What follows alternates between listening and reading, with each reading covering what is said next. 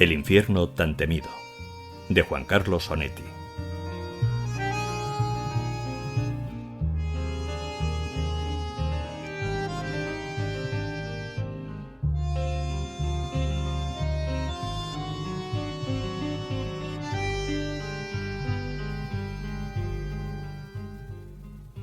La primera carta, la primera fotografía, le llegó al diario entre la medianoche y el cierre.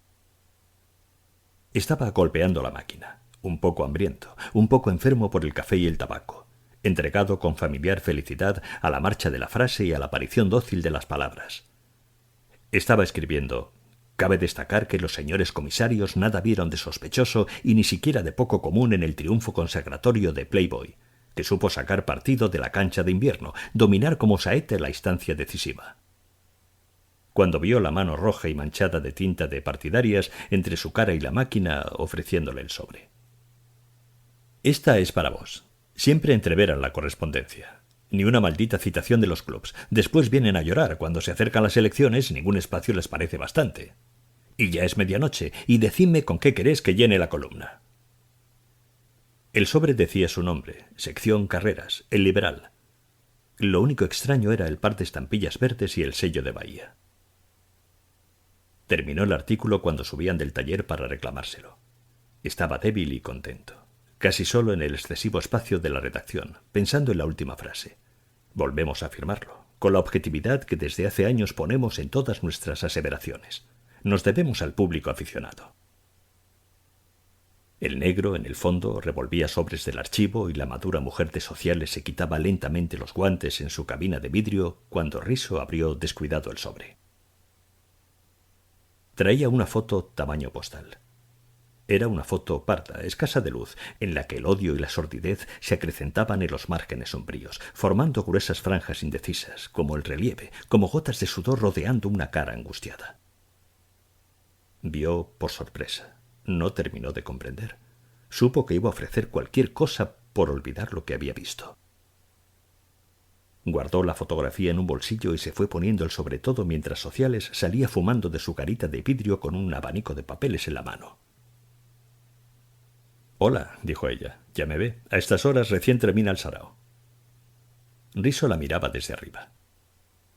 El pelo claro, teñido, las arrugas del cuello, la papada que caía redonda y puntiaguda como un pequeño vientre, las diminutas, excesivas alegrías que le adornaban las ropas.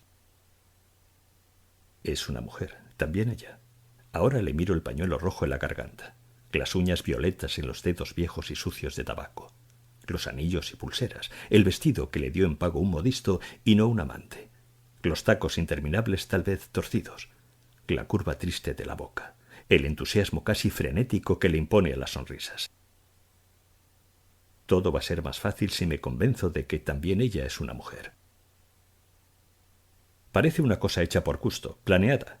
Cuando yo llego usted se va, como si siempre me estuviera disparando. Hace un frío de polo afuera. Me dejan el material como me habían prometido, pero ni siquiera un nombre, un epígrafe. Adivine, equivóquese, publique un disparate fantástico. No conozco más nombres que el de los contrayentes y gracias a Dios. Abundancia y mal gusto, eso es lo que había. Agasajaron a sus amistades con una brillante recepción en casa de los padres de la novia. Ya nadie bien se casa en sábado. Prepárese, viene un frío de polo desde la Rambla. Cuando Riso se casó con Gracia César, nos unimos todos en el silencio, suprimidos los vaticinios pesimistas. Por aquel tiempo ella estaba mirando a los habitantes de Santa María desde las carteleras del sótano, cooperativa teatral, desde las paredes hechas vetustas por el final del otoño. Intacta a veces, con bigotes de lápiz o desgarrada por uñas rencorosas, por las primeras lluvias otras, volvía medias la cabeza para mirar la calle, alerta, un poco desafiante, un poco ilusionada por la esperanza de convencer y ser comprendida. Delatada por el brillo sobre los lacrimales que había impuesto la ampliación fotográfica de Estudios Orlov, había también en su cara la farsa del amor por la totalidad de la vida, cubriendo la busca resuelta y exclusiva de la dicha. Lo cual estaba bien, debe haber pensado él. Era deseable y necesario. coincidía con el resultado de la multiplicación de los meses de viudez de Risso por la suma de innumerables madrugadas idénticas de sábado en que había estado repitiendo con acierto actitudes corteses de espera y familiaridad en el prostíbulo de la costa. Un brillo, el de los ojos del afiche, se vinculaba con la frustrada destreza con que él volvía a hacerle el nudo a la siempre flamante y triste corbata de luto frente al espejo ovalado y móvil del dormitorio del prostíbulo. Se casaron, y Risso creyó que bastaba con seguir viviendo como siempre, pero dedicándole a ella, sin pensarlo, sin pensar casi en ella, la furia de su cuerpo, la enloquecida necesidad de absolutos que lo poseía durante las noches alargadas. Ella imaginó en Risso un puente, una salida, un principio. Había atravesado virgen 2 noviazgos, un director, un actor, tal vez porque para ella el teatro era un oficio además de un juego, y pensaba que el amor debía nacer y conservarse aparte, no contaminado por lo que se hace para ganar dinero y olvido. Con uno y otro estuvo condenada a sentir en las citas en las plazas, la Rambla o el café, la fatiga de los ensayos, el esfuerzo de adecuación, la vigilancia de la voz y de las manos. Presentía su propia cara siempre un segundo antes de cualquier expresión, como si pudiera mirarla o palpársela. Actuaba animosa e incrédula, medía sin remedio su farsa y la del otro, el sudor y el polvo del teatro que los cubrían, inseparables, signos de la edad. Cuando llegó la segunda fotografía, desde Asunción y con un hombre visiblemente distinto, Risso temió, sobre todo, no ser capaz de soportar un sentimiento desconocido que no era ni odio ni dolor, que moriría con él sin nombre, que se emparentaba con la injusticia y la fatalidad, con el primer miedo del primer hombre sobre la tierra, con el nihilismo y el principio de la fe. La segunda fotografía le fue entregada por policiales un miércoles de noche. Los jueves eran los días en que podía disponer de su hija desde las 10 de la mañana hasta las 10 de la noche. Decidió romper el sobre sin abrirlo. Lo guardó, y recién en la mañana del jueves, mientras su hija lo esperaba en la sala de la pensión, se permitió una rápida mirada a la cartulina antes de romperla sobre el watercloak. También aquí el hombre estaba de espaldas. Pero había mirado muchas veces la foto de Brasil. La conservó durante un día entero y en la madrugada estuvo imaginando una broma, un error, un absurdo transitorio. Le había sucedido ya. Había despertado muchas veces de una pesadilla, sonriendo servil y agradecido a las flores de las paredes del dormitorio. Estaba tirado en la cama cuando extrajo el sobre del saco y la foto del sobre. Bueno, dijo en voz alta, está bien, es cierto y es así. No tiene ninguna importancia. Aunque no la viera, sabría qué sucede. Al sacar la fotografía con el disparador automático, al revelarla en el cuarto oscurecido bajo el brillo rojo y alentador de la lámpara, es probable que ella haya previsto esta reacción de Risso, este desafío, esta negativa a liberarse en el furor. Había previsto también, o apenas deseado, con pocas mal conocidas esperanzas, que él desenterrara de la evidente ofensa, de la indignidad asombrosa, un mensaje de amor. Volvió a protegerse antes de mirar. Estoy solo y me estoy muriendo de frío en una pensión de la calle Piedras, en Santa María, en cualquier madrugada, solo y arrepentido de mi soledad como si la hubiera buscado, orgulloso como si la hubiera merecido. En la fotografía, la mujer sin cabeza clavaba ostentosamente los talones en un borde del diván, aguardaba la impaciencia del hombre oscuro, agigantado por el inevitable primer plano. Estaría segura de que no era necesario mostrar la cara para ser reconocida. En el dorso su letra calmosa decía «Recuerdos de Bahía». En la noche correspondiente a la segunda fotografía pensó que podía comprender la totalidad de la infamia y aún aceptarla. Pero supo que estaba más allá de su alcance la deliberación, la persistencia, el organizado frenesí con que se cumplía la venganza. Midió su desproporción, se sintió indigno de tanto odio, de tanto amor, de tanta voluntad de hacer sufrir. Cuando Gracia conoció a Risso, pudo suponer muchas cosas actuales y futuras. Adivinó su soledad mirándole la barbilla y un botón del chaleco. Adivinó que estaba amargado y no vencido, y que necesitaba un desquite y no quería enterarse. Durante muchos domingos le estuvo mirando en la plaza, antes de la función, con cuidadoso cálculo. La cara hosca y apasionada, el sombrero pringoso abandonado en la cabeza, el gran cuerpo indolente que él empezaba a dejar engordar. Pensó en el amor la primera vez que estuvieron solos, o en el deseo de atenuar con su mano la tristeza del pómulo y la mejilla del hombre. También pensó en la ciudad, en que la única sabiduría posible era la de resignarse a tiempo. Tenía 20 años y Risso 40. Se puso a creer en él, descubrió intensidades de la curiosidad, se dijo que solo se vive de veras cuando cada día rinde su sorpresa. Durante las primeras semanas se encerraba para reírse a solas. Se impuso adoraciones fetichistas. Aprendió a distinguir los estados de ánimo por los olores. Se fue orientando para descubrir qué había detrás de la voz, de los silencios, de los gustos y de las actitudes del cuerpo del hombre. Amó a la hija de Risso y le modificó la cara, exaltando los parecidos con el padre. No dejó el teatro porque el municipio acababa de subvencionarlo y ahora tenía ella en el sótano un sueldo seguro. Un mundo separado de su casa, de su dormitorio, del hombre frenético e indestructible. No buscaba alejarse de la lujuria. Quería descansar y olvidarla. Permitir que la lujuria descansara y olvidara. Hacía planes y los cumplía. Estaba segura de la infinitud del universo del amor. Segura de que cada noche les ofrecería un asombro distinto y recién creado. Todo, insistía Risso, absolutamente todo puede sucedernos y vamos a estar siempre contentos y queriéndonos. Todo, ya sea que invente Dios o inventemos nosotros. En realidad nunca había tenido antes una mujer y creía fabricar lo que ahora le estaban imponiendo.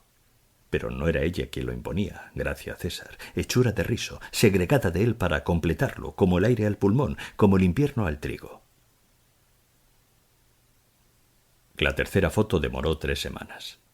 Venía también de Paraguay, y no le llegó al diario, sino a la pensión, y se la trajo la mucama al final de una tarde en que él despertaba de un sueño en que le había sido aconsejado defenderse del pavor y la demencia, conservando toda futura fotografía en la cartera y hacerla anecdótica, impersonal, inofensiva, mediante un centenar de distraídas miradas diarias. La mucama golpeó la puerta y él vio colgar el sobre de las tablillas de la persiana. Comenzó a percibir cómo destilaba en la penumbra, en el aire sucio, su condición nociva, su vibrátil amenaza. Lo estuvo mirando desde la cama como a un insecto, como a un animal venenoso que se aplastara a la espera del descuido, del error propicio. En la tercera fotografía ella estaba sola, empujando con su blancura las sombras de una habitación mal iluminada, con la cabeza dolorosamente echada hacia atrás, hacia la cámara, cubiertos a medias los hombros por el negro pelo suelto, robusta y cuadrúpeda.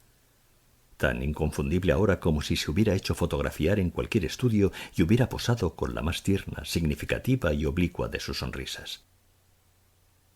Solo tenía ahora Risso una lástima irremediable por ella, por él, por todos los amantes que habían amado en el mundo, por la verdad y error de sus creencias, por el simple absurdo del amor y por el complejo absurdo del amor creado por los hombres. Pero también rompió esta fotografía y supo que le sería imposible mirar otra y seguir viviendo. Pero en el plano mágico en que habían empezado a entenderse y a dialogar, Gracia estaba obligada a enterarse de que él iba a romper las fotos apenas llegaran, cada vez con menor curiosidad, con menor remordimiento. En el plano mágico, todos los groseros o tímidos hombres urgentes no eran más que obstáculos, ineludibles postergaciones del acto ritual de elegir en la calle, en el restaurante o en el café al más crédulo e inexperto, al que podía prestarse sin sospecha y con un cómico orgullo a la exposición frente a la cámara y al disparador, al menos desagradable entre los que pudieran creerse aquella memorizada argumentación de viajante de comercio. Es que nunca tuve un hombre así, tan único, tan distinto, y nunca sé metida en esta vida de teatro dónde estaré mañana y si volveré a verte. Quiero por lo menos mirarte en una fotografía cuando estemos lejos y te extrañe. Y después de la casi siempre fácil convicción, pensando en Risso o dejando de pensar para mañana, cumpliendo el deber que se había impuesto, disponía las luces, preparaba la cámara y encendía al hombre. Si pensaba en Risso evocaba un suceso antiguo, volvía a reprocharle no haberle pegado, haberla apartado para siempre con un insulto desvaído, una sonrisa inteligente, un comentario que la mezclaba a ella con todas las demás mujeres. y sin comprender, demostrando a pesar de noches y frases que no había comprendido nunca. Sin exceso de esperanzas, trajinaba sudorosa por la siempre sórdida y calurosa habitación de hotel, midiendo distancias y luces, corrigiendo la posición del cuerpo embarado del hombre, obligando con cualquier recurso, señuelo, mentira crapulosa, a que se dirigiera hacia ella la cara cínica y desconfiada del hombre de turno. Trataba de sonreír y de tentar. Remedaba los chasquidos cariñosos que se hacen a los recién nacidos, calculando el paso de los segundos, calculando al mismo tiempo la intensidad con que la foto aludiría a su amor con Riso. Pero como nunca pudo saber esto, como incluso ignoraba si las fotografías llegaban o no a manos de Riso, comenzó a intensificar las evidencias de las fotos y las convirtió en documentos que muy poco tenían que ver con ellos, Riso y Gracia. Llegó a permitir y ordenar que las caras adelgazadas por el deseo, estupidizadas por el viejo sueño masculino de la posesión, enfrentaran el agujero de la cámara con una dura sonrisa, con una avergonzada insolencia. Consideró necesario dejarse resbalar de espaldas e introducirse en la fotografía, hacer que su cabeza, su corta nariz, sus grandes ojos impávidos descendieran desde la nada del más allá de la foto para integrar la suciedad del mundo, la torpe, errónea visión fotográfica, las sátiras del amor que se había jurado mandar regularmente a Santa María. Pero su verdadero error fue cambiar las direcciones de los sobres. La primera separación a los 6 meses del casamiento fue bienvenida y exageradamente angustiosa. El sótano, ahora Teatro Municipal de Santa María, subió hasta el Rosario. Ella reiteró allí el mismo viejo juego alucinante de ser una actriz entre actores, de creer en lo que sucedía en el escenario. El público se emocionaba, aplaudía o no se dejaba arrastrar. Puntualmente se imprimían programas y críticas, y la gente aceptaba el juego y lo prolongaba hasta el fin de la noche, hablando de lo que había visto y oído, y pagado para ver y oír. Conversando con cierta desesperación, con cierto acicateado entusiasmo de actuaciones, decorados, parlamentos y tramas. De modo que el juego, el remedio alternativamente melancólico y embriagador que ella iniciaba acercándose con lentitud a la ventana que caía sobre el fiordo, estremeciéndose y murmurando para toda la sala: «Tal vez, pero yo también llevo una vida de recuerdos que permanecen extraños a los demás», también era aceptado en el Rosario. Siempre caían naipes en respuesta al que ella arrojaba. El juego se formalizaba y ya era imposible distraerse y mirarlo de afuera. La primera separación duró exactamente 52 días, y Riso trató de copiar en ellos la vida que había llevado con Gracia César durante los 6 meses de matrimonio. Ir a la misma hora al mismo café, al mismo restaurante, ver a los mismos amigos, repetir en la Rambla silencios y soledades. Caminar de regreso a la pensión sufriendo obcecados las anticipaciones del encuentro, removiendo en la frente y en la boca imágenes excesivas que nacían de recuerdos perfeccionados o de ambiciones irrealizables. Eran 10 o 12 cuadras, ahora solo y más lento, a través de noches molestadas por vientos tibios y helados, sobre el filo inquieto que separaba la primavera del invierno. Le sirvieron para medir su necesidad y su desamparo, para saber que la locura que compartía tenía por lo menos la grandeza de carecer de futuro, de no ser medio para nada. En cuanto a ella, había creído que Riso daba un lema al amor común cuando susurraba, tendido con fresco asombro, abrumado: «Todo puede suceder, y vamos a estar siempre felices y queriéndonos». Ya la frase no era un juicio, una opinión, no expresaba un deseo. Les era dictada e impuesta. Era una comprobación, una verdad vieja. Nada de lo que ellos hicieran o pensaran podría debilitar la locura, el amor sin salida ni alteraciones. Todas las posibilidades humanas podían ser utilizadas y todo estaba condenado a servir de alimento. Creyó que fuera de ellos, fuera de la habitación, se extendía un mundo desprovisto de sentido, habitado por seres que no importaban, poblado por hechos sin valor. Así que solo pensó en Riso, en ellos, cuando el hombre empezó a esperarla en la puerta del teatro, cuando la invitó y la condujo, cuando ella misma se fue quitando la ropa. Era la última semana en el Rosario, y ella consideró inútil hablar de aquello en las cartas a Riso, porque el suceso no estaba separado de ellos y a la vez nada tenía que ver con ellos. porque ella había actuado como un animal curioso y lúcido, con cierta lástima por el hombre, con cierto desdén por la pobreza de lo que estaba agregando a su amor por Riso. Y cuando volvió a Santa María, prefirió esperar hasta una víspera de jueves, porque los jueves Riso no iba al diario, hasta una noche sin tiempo, hasta una madrugada idéntica a las 25 que llevaban vividas. Lo empezó a contar antes de desvestirse, con el orgullo y la ternura de haber inventado simplemente una nueva caricia. Apoyado en la mesa, en mangas de camisa, él cerró los ojos y sonrió. Después la hizo desnudar y le pidió que repitiera la historia, ahora de pie, moviéndose descalza sobre la alfombra y casi sin desplazarse, de frente y de perfil, dándole la espalda y balanceando el cuerpo mientras lo apoyaba en una pierna y otra. A veces ella veía la cara larga y sudorosa de Riso, el cuerpo pesado apoyándose en la mesa, protegiendo con los hombros el vaso de vino. Y a veces solo los imaginaba, distraída, por el afán de fidelidad en el relato, por la alegría de revivir aquella peculiar intensidad de amor que había sentido por Riso en el Rosario, junto a un hombre de rostro olvidado, junto a nadie, junto a Riso. «Bueno, ahora te vestís otra vez», dijo él, con la misma voz asombrada y ronca que había repetido que todo era posible, que todo sería para ellos. Ella le examinó la sonrisa y volvió a ponerse las ropas. Durante un rato estuvieron los dos mirando los dibujos del mantel, las manchas, el cenicero con el pájaro de pico quebrado. Después él terminó de vestirse y se fue. Dedicó su jueves, su día libre, a conversar con el doctor Guiñazú, a convencerlo de la urgencia del divorcio, a burlarse por anticipado de las entrevistas de reconciliación. Hubo después un tiempo largo y malsano en el que Riso quería volver a tenerla y odiaba simultáneamente la pena y el asco de todo imaginable reencuentro.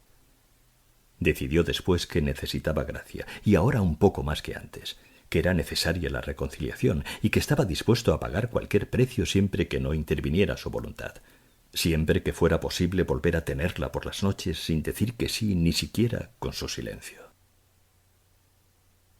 Volvió a dedicar los jueves a pasear con su hija y a escuchar la lista de predicciones cumplidas que repetía la abuela en las sobremesas.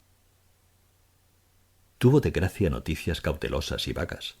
Comenzó a imaginarla como una mujer desconocida, cuyos gestos y reacciones debían ser adivinados o deducidos, como a una mujer preservada y solitaria entre personas y lugares, que le estaba predestinada y a la que tendría que querer, tal vez desde el primer encuentro. Casi un mes después del principio de la separación, Gracia repartió direcciones contradictorias y se fue de Santa María. «No se preocupe», dijo Guiñazú. «Conozco bien a las mujeres y algo así estaba esperando.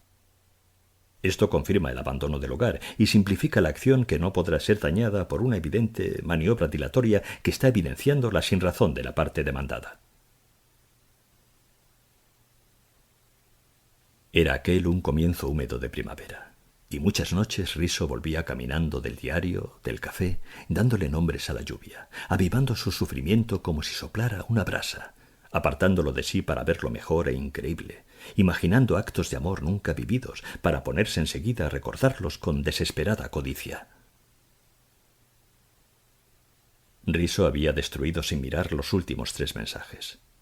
Se sentía ahora y para siempre en el diario y en la pensión como una alimaña en su madriguera, como una bestia que oyera rebotar los tiros de los cazadores en la puerta de su cueva.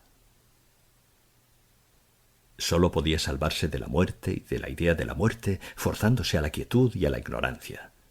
Acurrucado agitaba los bigotes y el morro, las patas. Solo podía esperar el agotamiento de la furia ajena.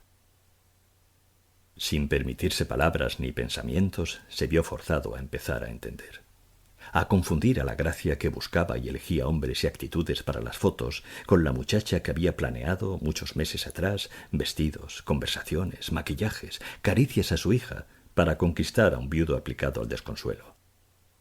A este hombre que ganaba un sueldo escaso y que solo podía ofrecer a las mujeres una asombrada, leal incomprensión.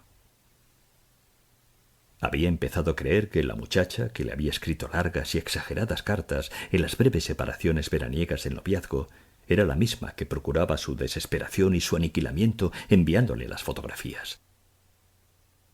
Y llegó a pensar que siempre el amante que ha logrado respirar en la obstinación sin consuelo de la cama el olor sombrío de la muerte está condenado a perseguir, para él y para ella, la destrucción, la paz definitiva de la nada. Pensaba en la muchacha que se paseaba del brazo de dos amigas en las tardes de la Rambla, vestida con los amplios y taraceados vestidos de tela endurecida que inventaba e imponía el recuerdo, y que atravesaba la obertura del barbero que coronaba el concierto dominical de la banda para mirarlo un segundo. Pensaba en aquel relámpago en que ella hacía girar su expresión enfurecida de oferta y desafío, en que le mostraba de frente la belleza casi varonil de una cara pensativa y capaz, en que lo elegía él, entontecido por la viudez. Y poco a poco iba admitiendo que aquella era la misma mujer desnuda, un poco más gruesa, con cierto aire de aplomo y de haber sentado cabeza, que le hacía llegar fotografías desde Lima, Santiago y Buenos Aires. ¿Por qué no?, llegó a pensar. ¿Por qué no aceptar que las fotografías, su trabajosa preparación, su puntual envío, se originaban en el mismo amor, en la misma capacidad de nostalgia, en la misma congénita lealtad? La próxima fotografía le llegó desde Montevideo, ni al diario ni a la pensión, y no llegó a verla. Salía una noche del Liberal cuando escuchó la renguera del viejo Lanza persiguiéndolo en los escalones, la tos estremecida a su espalda, la inocente y tramposa frase del prólogo. Fueron a comer al Baviera, y Risso pudo haber jurado, después de haber estado sabiendo, que el hombre descuidado, barbudo, enfermo, que metía y sacaba en la sobremesa un cigarrillo humedecido de la boca hundida, que no quería mirarle los ojos, que recitaba comentarios obvios sobre las noticias que United Press había hecho llegar al diario durante la jornada, estaba impregnado de gracia, o del frenético aroma absurdo que destila el amor. De hombre a hombre, dijo Lanza con resignación, o de viejo que no tiene más felicidad en la vida que la discutible de seguir viviendo. De un viejo a usted, y yo no sé, porque nunca se sabe, quién es usted. Sé de algunos hechos y he oído comentarios, pero ya no tengo interés en perder el tiempo creyendo o dudando. Da lo mismo. Cada mañana compruebo que sigo vivo, sin amargura y sin dar las gracias. Arrastro por Santa María y por la redacción una pierna enferma y la arteriosclerosis. Me acuerdo de España, corrijo las pruebas, escribo y a veces hablo demasiado. Como esta noche. Recibí una sucia fotografía, y no es posible dudar sobre quién la mandó. Tampoco puedo adivinar por qué me eligieron a mí. Al dorso dice, para ser donada a la colección Risso o cosa parecida. Me llegó el sábado, y estuve 2 días pensando si dársela o no. Llegué a creer que lo mejor era decírselo, porque mandarme eso a mí es locura sin atenuantes, y tal vez a usted le haga bien saber que está loca. Ahora está usted enterado. Solo le pido permiso para romper la fotografía sin mostrársela. Risso dijo que sí, y aquella noche, mirando hasta la mañana la luz del farol de la calle en el techo del cuarto, comprendió que la segunda desgracia, la venganza, era esencialmente menos grave que la primera, la traición, pero también mucho menos soportable. Sentía su largo cuerpo expuesto como un nervio al dolor del aire, sin amparo, sin poder inventar un alivio. La cuarta fotografía no dirigida a él la tiró sobre la mesa la abuela de su hija, el jueves siguiente. La niña se había ido a dormir, y la foto estaba nuevamente dentro del sobre. Cayó entre el sifón y la dulcera, largo, atravesado y teñido por el reflejo de una botella, mostrando entusiastas letras en tinta azul. Comprenderás que, después de esto, tartamudeó la abuela. Revolvía el café y miraba la cara de Risso, buscándole en el perfil el secreto de la universal inmundicia, la causa de la muerte de su hija, la explicación de tantas cosas que ella había sospechado sin coraje para creerlas. Comprenderás, repitió con furia, con la voz cómica y envejecida. Pero no sabía que era necesario comprender, y Risso tampoco comprendía aunque se esforzara, mirando el sobre que había quedado enfrentándolo, con un ángulo apoyado en el borde del plato. Afuera la noche estaba pesada, y las ventanas abiertas de la ciudad mezclaban al misterio lechoso del cielo los misterios de las vidas de los hombres, sus afanes y sus costumbres. Volteado en su cama, Riso creyó que empezaba a comprender, que como una enfermedad, como un bienestar, que la comprensión ocurría en él, liberada de la voluntad y de la inteligencia. Sucedía, simplemente, desde el contacto de los pies con los zapatos hasta las lágrimas que le llegaban a las mejillas y al cuello. La comprensión sucedía en él, y él no estaba interesado en saber qué era lo que comprendía mientras recordaba o estaba viendo su llanto y su quietud, la alargada pasividad del cuerpo en la cama, la comba de las nubes en la ventana, escenas antiguas y futuras. Veía la muerte y la amistad con la muerte, el ensorbecido desprecio por las reglas que todos los hombres habían consentido acatar, el auténtico asombro de la libertad. Hizo pedazos la fotografía sobre el pecho, sin apartar los ojos del blancor de la ventana, lento y diestro, temeroso de hacer ruido o interrumpir. Sintió después el movimiento de un aire nuevo, acaso respirado en la niñez, que iba llenando la habitación y se extendía con pereza inexperta por las calles y los desprevenidos edificios, para esperarlo y darle protección mañana y en los días siguientes. Estuvo conociendo hasta la madrugada, como a ciudades que le habían parecido inalcanzables, el desinterés, la dicha sin causa, la aceptación de la soledad.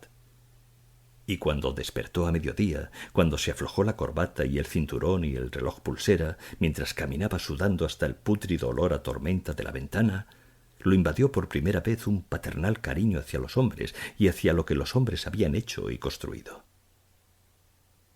Había resuelto averiguar la dirección de Gracia, llamarla o irse a vivir con ella.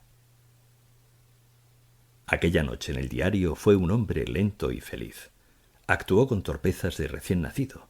Cumplió su cuota de cuartillas con las distracciones y errores que es común perdonar a un forastero. La gran noticia era la imposibilidad de que Ribereña corriera en San Isidro, porque estamos en condiciones de informar que el crédito del Estú del Gorrión amaneció hoy manifestando dolencias en uno de los remos delanteros, evidenciando inflamación a la cuerda, lo que dice a las claras de la entidad del mal que lo aqueja.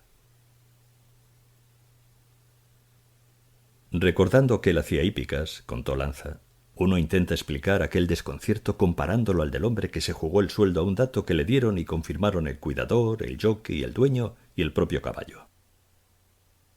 Porque aunque tenía, según se sabrá, los más excelentes motivos para estar sufriendo y tragarse sin más todos los sellos de somníferos de todas las boticas de Santa María, lo que me estuvo mostrando media hora antes de hacerlo no fue otra cosa que el razonamiento y la actitud de un hombre estafado.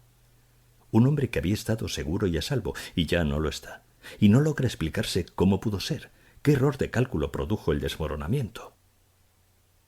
Porque en ningún momento llamó yegua a la yegua que estuvo repartiendo las soeces fotografías por toda la ciudad, y ni siquiera aceptó caminar por el puente que yo le tendía, insinuando, sin creerla, la posibilidad de que la yegua, en cueros y alzada como prefirió divulgarse, o mimando en el escenario los problemas ováricos de otras yeguas hechas famosas por el Teatro Universal, la posibilidad de que estuviera loca de atar. Nada, él se había equivocado, y no al casarse con ella, sino en otro momento que no quiso nombrar. La culpa era de él, y nuestra entrevista fue increíble y espantosa, porque ya me había dicho que iba a matarse, y ya me había convencido de que era inútil y también grotesco y otra vez inútil argumentar para salvarlo. Y hablaba fríamente conmigo, sin aceptar mis ruegos de que se emborrachara. Se había equivocado, insistía, él, y no la maldita arrastrada que le mandó la fotografía a la pequeña, al colegio de hermanas. Tal vez pensando que abriría el sobre la hermana superiora, acaso deseando que el sobre llegara intacto hasta las manos de la hija de Riso, segura esta vez de acertar en lo que Riso tenía de veras vulnerable.